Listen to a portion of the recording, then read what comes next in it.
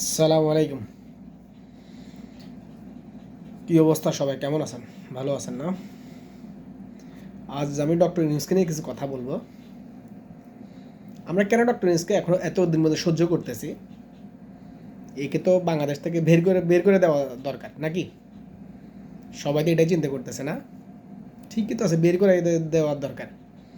কারণ আগে আমরা চিনিকে যে খেতাম 130 টাকা 135 টাকা রমজানে, বাট আলহামদুলিল্লাহ এই রমজানে ডক্টর ইউনূসে মাসাল্লাহ 30 টাকা 35 টাকা 40 টাকার মধ্যে চিনি খাওয়াচ্ছে। আগে আমরা পেঁয়াজ কেজি খেতাম 200 টাকা, এখন তো বর্তমানে পাওয়া যাচ্ছে 100 টাকাতে 4 কেজি পাওয়া যাচ্ছে। ইভেন টমেটো, আলু, যাই বলেন না কেন আলহামদুলিল্লাহ 30 টাকা 40 টাকার মধ্যে কিলো পাওয়া যাচ্ছে। এই জন্য ডক্টর ইউনূসকে আমাদের দরকার নাই। এই জন্যই দরকার নেই, ডক্টর ইউনূস আমাদেরকে এত সস্তা জিনিস খাওয়াচ্ছে। দরকার নাই। ব্যবসায়ীদের মুনাফা হচ্ছে না, ব্যবসায়ীরা লুটতে পারতেছে না বাংলাদেশের জনগণকে। এই জন্য আমার মনে হয় যারা সুবিধাভোগী লোকগুলি আর কি, ওরা চাইতেছে যে ডক্টর ইউনূস যেন বাংলাদেশে না থাকে, মানে রাষ্ট্র ব্যবস্থার মধ্যে বাংলা ডক্টর ইউনূস যেন না থাকে। সবাই ডক্টর ইউনূসের পিছিয়ে উঠে পড়ে লেগে গেছে। আলহামদুলিল্লাহ আমি যেটা মনে করি, যারা আমরা সৌদি প্রবাসী, ইভেন বিভিন্ন প্রবাসীরা যারা আমরা আছি, আমরা সবাই ডক্টর ইউনূসের সাথে আছি। ইনশাআল্লাহ ডক্টর ইউনূস আমাদের বাংলাদেশটাকে ইনশাআল্লাহ একটা মর্যাদার সহিত জায়গাতে নিয়ে পৌঁছাই দিবে, এই আশাতে আমরা আছি। আর আপনারা যারা আছেন বিভিন্ন দলের নেতাকর্মী অথবা বিভিন্ন বড় বড় দলের প্রেসিডেন্ট যারা আছেন, মানে প্রধান আর কি যেটা বলা যায়, যারা আছেন, এরা তো সবাই মাসাল্লাহ হা করে বসে আছে যে কখন ডক্টর ইউনূস বাংলাদেশ থেকে যাবে, আবার লুটপাট করা শুরু করে দিবে বিভিন্ন দলের লোকগুলি। যাক, দলগুলি আমি মেনশন করতেছি না। তো যেটাই হোক না কেন আলহামদুলিল্লাহ আপনারা সবাই ডক্টর ইউনূসের জন্য দোয়া করেন।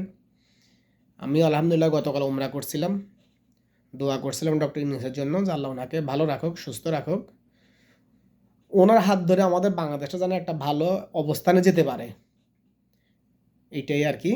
আর আরেকটা কথা বলবো, আলহামদুলিল্লাহ আপনারা তো হয়তো বা দেখছেন গতকাল যে রোহিঙ্গা যে প্রবলেমটা আমাদের বাংলাদেশের মধ্যে, মার্শাল্লাহ উনি ওই যে আপনার আপনার জাতিসংঘের প্রেসিডেন্ট যে ছিল অ্যান্তোনিও গুতেরেস, এরে নিয়ে আসছে বাংলাদেশের মধ্যে, ইফতার করে রোহিঙ্গাদের সাথে, প্রায় 1 লাখ রোহিঙ্গার সাথে ইফতার করছে। তো উনি একটা কথা বলছিলেন, এটা আমার তো খুব ভালো লাগছে যে এই এই বছরের রমজানে ইফতার করছে এরা বাংলাদেশে বসে রোহিঙ্গাদের সাথে। ইনশাআল্লাহ নেক্সট ইয়ার আপনার মায়ানমারে বসে ওদের সাথে ইফতার করবে আবার, ইনশাআল্লাহ। আমরা সবাই ইনশাআল্লাহ এই আশায় আছি যে আমাদের ডক্টর ইউনূস ইনশাআল্লাহ এই সিস্টেমটা মানে অথবা রোহিঙ্গাদেরকে নিজের দেশে ফেরত পাঠাবে মান সম্মানের সহিত, ইভেন খুব ভালোভাবে আর কি, যেটা বলা যায়। ইনশাল্লাহ আমরা ওই আশাতে আছি। তো আলহামদুলিল্লাহ ডক্টর ইউনূস আপনাকে অনেক অনেক ধন্যবাদ। জানি না আমার কথাটা আপনি আজ পর্যন্ত পৌঁছাবে কিনা, এটা আমি জানি না। তো আপনাকে অনেক অনেক ধন্যবাদ। খোদা হাফেজ। আসসালামু আলাইকুম।